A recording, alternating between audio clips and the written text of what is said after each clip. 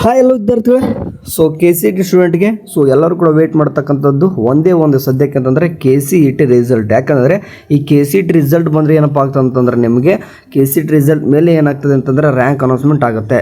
ಹಂಗಾಗಿ K C E T result ಯಾವಾಗ ಬರ್ತದೆ, ಯಾವ ರೀತಿ ಚೆಕ್ಔಟ್ ಮಾಡ್ಕೊಳ್ಳೋದು step by step process live demo ಮಾಡ್ತೀನಿ. ನೀವೇನಾದರೂ ನಮ್ಮ ಚಾನಲ್ಗೆ ಫಸ್ಟ್ ಟೈಮ್ ವಿಸಿಟ್ ಕೊಡಿದ್ರೆ ಸಬ್ಸ್ಕ್ರೈಬ್ ಆಗ್ಬೋದು. ಯಾಕಂದರೆ ಮುಂದೆ ಬರ್ತಕ್ಕಂಥ ಎಲ್ಲ ಕೌನ್ಸಿಲಿಂಗ್ ರಿಲೇಟೆಡ್ ವಿಡಿಯೋ ಆಗಿರ್ತದೆ. ಹಂಗಾಗಿ ಹೆಲ್ಪ್ಫುಲ್ ಆಗುತ್ತೆ, ಆಯಿತಾ.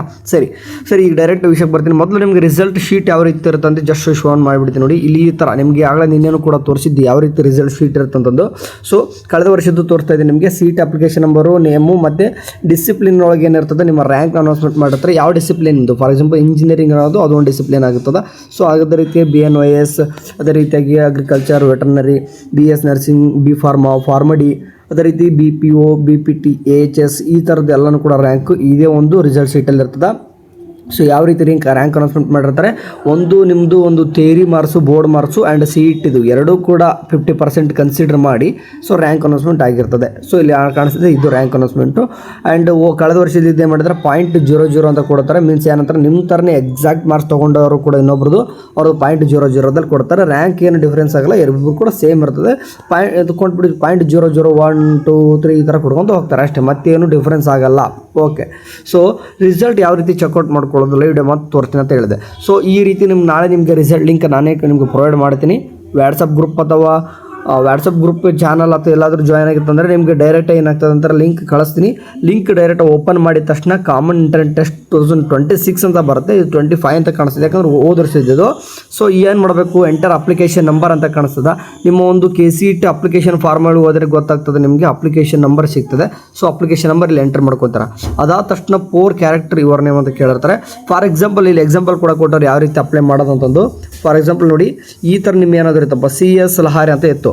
ಯಾವ ರೀತಿ 4 ನಂಬರ್ ಆ್ಯಡ್ ಮಾಡಬೇಕು, CSLA ಅಂದರೆ ಸ್ಟಾರ್ಟಿಂಗ್ ಬರ್ತಕ್ಕಂಥ 4 ಕ್ಯಾರೆಕ್ಟರ್. ಅದೇ ರೀತಿಯಾಗಿ ನೋಡಿ, TUK ಸಾಯಿ ಪ್ರಣತಿ ಅಂತ ಇತ್ತಂದರೆ ಏನು ಮಾಡಬೇಕು, TUKS ಅಂದರೆ TUKS ಗ್ಯಾಪ್ ಬಿಡದೆ ಹಾಕಬೇಕು, ಅಂದರೆ 4 ಲೆಟರ್ ಹಾಕಬೇಕಾಗ್ತದೆ.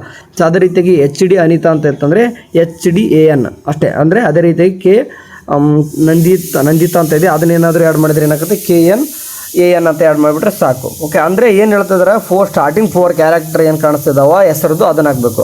ಅದಾದ ತಕ್ಷಣ ಜಸ್ಟ್ ಏನು ಮಾಡೋದು, ಸಬ್ಮಿಟ್ ಕೊಟ್ಬಿಟ್ರೆ ನಿಮ್ಮ ರಿಸಲ್ಟ್ ಶೀಟ್ ಯಾವ ರೀತಿ ಆಗ್ತದೆ, ಈ ರೀತಿ ಈಗ ತೋರಿಸಿದಲ್ವ ನಿಮ್ಮ ಡಿಸಿಪ್ಲಿನ್ ಬಂದಿರ್ತದೆ. ಅದೇ ರೀತಿಯಾಗಿ ರ್ಯಾಂಕ್ ಕೂಡ ಅನೌನ್ಸ್ಮೆಂಟ್ ಆಗಿರ್ತದೆ.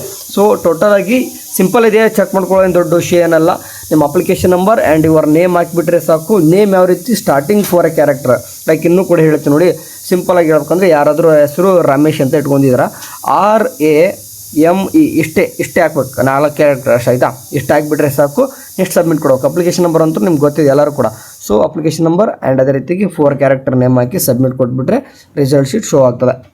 ಈ ಒಂದು ಲಿಂಕ್ ಏನಾಗ್ತದೆ, ರಿಸಲ್ಟ್ ಇನ್ನೂ ಸ್ವಲ್ಪ ದಿನ ಯಾವಾಗ ಬರ್ಬೋದು ಅಂತಂದರೆ ಎಕ್ಸಾಕ್ಟ್ ನಾನು ಅವಾಗಲೇ ಹೇಳ್ತಿದ್ದೀನಿ.